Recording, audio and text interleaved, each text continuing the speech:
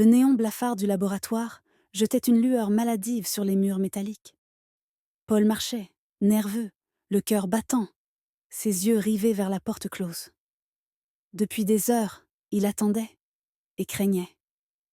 Puis, soudain, l'air vibra. Les papiers frémirent. Elle était là, Nambi, son corps encore parcouru de particules dorées, ses bras croisés, son regard brûlant de peur et de colère. Sa voix, tremblante, fendit le silence.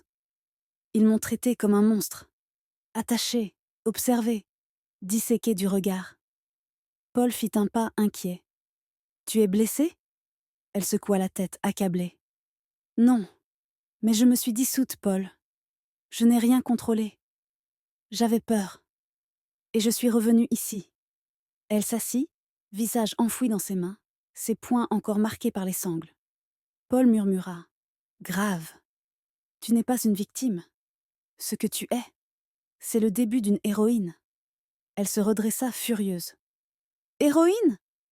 Tu ne comprends pas. J'ai fui. Je ne maîtrise rien. Et je ne veux pas de ce pouvoir. » Sa colère éclata, et dans un souffle, elle disparut. Ne restèrent que les particules flottantes, et Paul, seul, la main tendue dans le vide. Cette nuit-là, le silence pesait dans son appartement. Assise dans l'ombre, les genoux serrés contre elle, Nambi se repliait sur ses peurs. Ses poignets portaient encore la marque des sangles, cicatrice rouge, brûlante, qu'aucun repos ne pouvait effacer. Elle ouvrit le journal que Paul lui avait confié. Chaque ligne résonnait comme une main tendue dans l'obscurité. Mais même ce carnet, empli de confiance, n'apaisait pas ses doutes. Était-elle encore humaine? Ou déjà autre chose? Au matin, sous un ciel gris, ses pas la menèrent vers un vieux parc.